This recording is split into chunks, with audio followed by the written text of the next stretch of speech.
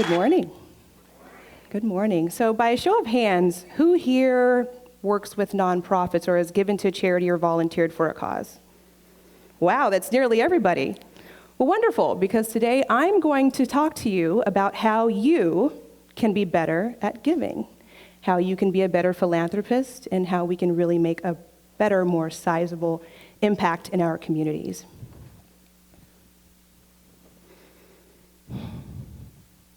I was about 25 the first time my heart was ever really broken. And it wasn't because of some guy, and it wasn't because somebody in my family had passed away. It was because I had given up on my very first nonprofit, the Shah Foundation. Now, I do realize it sounds a little wild that somebody so young would even have a foundation, especially when my household income at the time was only about $32,000. I was newly married, right out of college, and I had an infant. I really didn't have anything. But I had this dream that I knew that I wanted to help young women.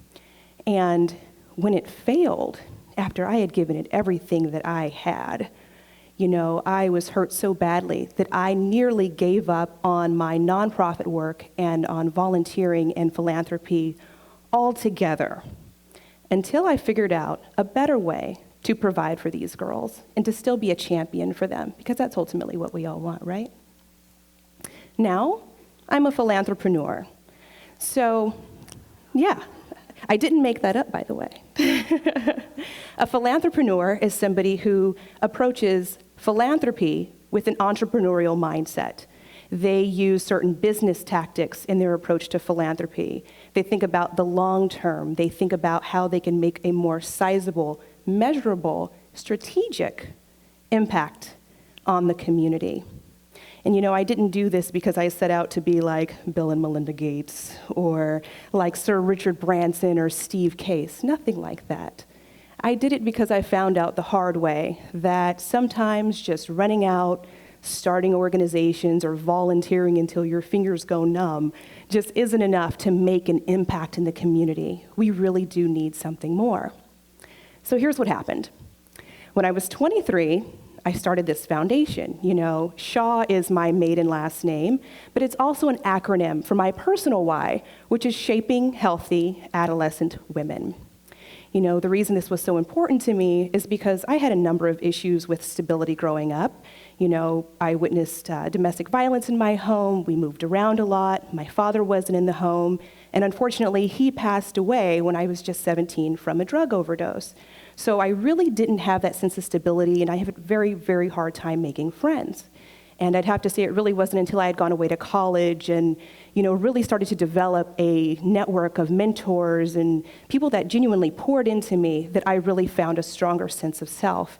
And I believe that it was through that I became the person that I am today. And I knew that when I got to a certain age or a certain part in my life, albeit I was very young, that I wanted to be able to give back and be a champion for these girls because I knew that they were there.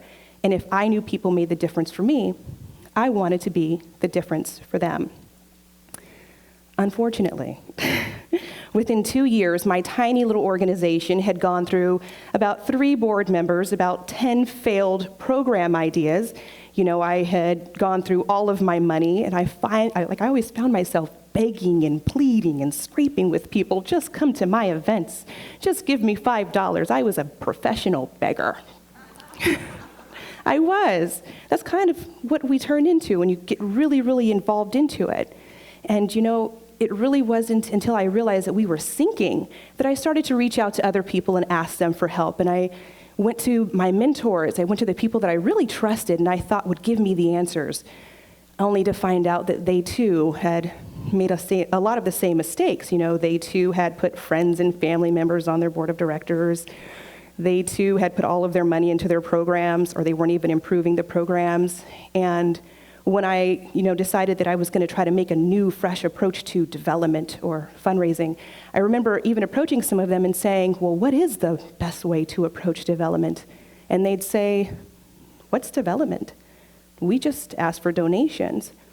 which is kind of a problem because we all know that there's more to giving than just somebody asking for your donation. There's a certain spirit behind it. And so it was for issues like these and for so many other little reasons that I really started to question, wow, should people just run out and just start all of these organizations and volunteer simply because we can? There's nothing that bars a person from starting a business or starting a nonprofit even. You don't have to have professional training before you sell a product. You don't have to have professional training before you ask for somebody's donation. In fact, sometimes when we give it, we never really know if they're going to use it for what they said they're going to use it for. I really started to question these things, and that led me on a whole new journey through this, by which I started to kind of evaluate a number of different things. One of which was, if we know that some of these organizations don't necessarily have, or they're not required, to have a formal education to require funding, then why aren't we more, not suspicious, but why don't we question more about where they're using the money? How are they making an impact? How many kids did they help? How much money did they take last year? Are we asking the right questions? In traditional philanthropy, most giving is done to alleviate a certain immediate issue. So for example, if somebody is hungry, we feed them. If somebody is homeless, we give them a house. If somebody is sick, we try to cure them. But what results from this is that now we have an oversaturated nonprofit market that has all of these organizations only providing a lot of short-term services for people for just a small season of their life. But what if we could do something more? If to put this in perspective, there are currently about 1.5 million nonprofits in the United States. Last year alone, those nonprofits took in about $378 billion. But not one organization is saying, we found the cure for cancer with the money that we raised through our X event, or that we are going to end hunger 20, 30 years from now. There's not one organization that's saying that. And so it was when I realized that my little organization essentially wasn't doing anything that was new or innovative or any different than that 1.5 million other organizations out there, that I realized it was time to take a step back and really consider if I was making a difference or if there was a better way to approach it. Ultimately, I decided to let it go. And that's when I became a philanthrepreneur. I truly believe that if your heart's mission is to cure cancer or to house the homeless or to help young girls even, then you do your cause no service by not thinking about how you can be more strategic in how you help or how you give. So I also believe, though, most people, in fact, most of you, don't even realize that you too are philanthrepreneurs. And in case you're interested in becoming one or learning more about how you can be more strategic in your giving, I want you to listen up. So I studied some of the key ideas and the key habits of some of the world's leading philanthropists. And I've determined that they all operate from the same foundation of information. And from that foundation, they're able to make very strategic decisions in how they give. I call it the foundation of giving for the everyday philanthrepreneur, otherwise known as BITSKI.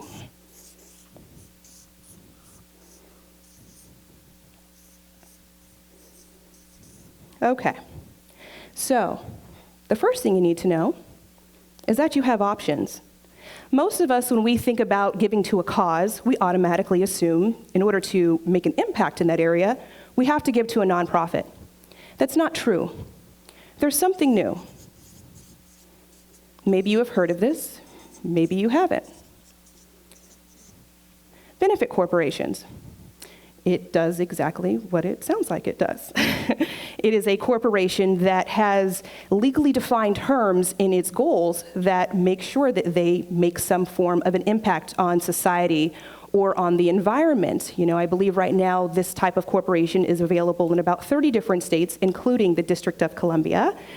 Even this week, Kickstarter, and I'm not certain how many of you are aware of Kickstarter, but they decided that they were going to reincorporate as a benefit corporation. So why is this important? It's important because if you already have a business and you happen to live in, or if you're already incorporated in a state like Delaware even, you can reincorporate as a benefit corporation as a means to give back without running out to start your own volunteer organization. It's another strategic way to give while you're still making a healthy profit and to make sure that your money goes to the areas or to the causes that you most care about. The second thing that you need to understand is innovation. So when most of us think about innovation, we automatically go for technology, STEM, STEAM. We automatically think of those things. But we don't necessarily have to think about technology to be innovative. There's one organization here that comes to mind when I think about the fact that they're innovative. Who here likes Girl Scout cookies? Yeah. Did you know those little Girl Scouts peddle in around $800 to $900 million in cookie revenue every year? Every year, since 1999. Yeah, I was a Girl Scout, I'm proud of that. But I say this to say, why is this important? Because they have found a way to leverage a product or a service as a means to fund their organization. That's important because they're not relying solely on your donation dollars to scale their programs or to make an impact in the community. They can use your money to enhance certain things or to provide additional opportunities. But if your money goes away, they're making sure that those little Girl Scouts get their scholarships, those Girl Scouts go to camp, that they still have those opportunities in place. And isn't that what we want? We want to make sure that even if we can't make that impact on an ongoing basis, that people are still serviced. The next thing you need to understand is transparency. The ominous transparency. Because a lot of us, at least in my experience, transparency can be a very difficult thing, especially with nonprofit work, because there's so many other things or things that happen in the course of your work that may pop up that may make it difficult to reach a certain sect of people or to provide certain services, and so many little things that it's very hard to explain to donors before you actually take that check. But one thing that has happened as a result of, unfortunately, some nonprofits' inability to find a way to be more transparent even, is that a lot of these social enterprise companies have kind of started to rise up, and they are making things more transparent. They're making it very easy for people to see how their money makes an impact. Take Tom's. I'm not certain how many of you know about Tom's, but Tom's is that store. They have an online shop, and they have a one-for-one model, where if you buy a pair of shoes, they give a pair of shoes. If you buy a handbag, they give a handbag. It's very clear. It's very easy to see how much of an impact they're making, and you know personally that's what you're providing for somebody else.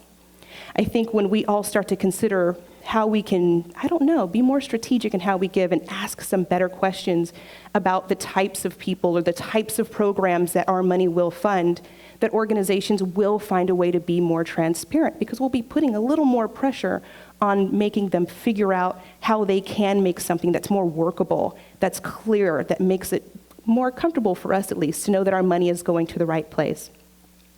The next thing I want to talk to you about is the strategic plan.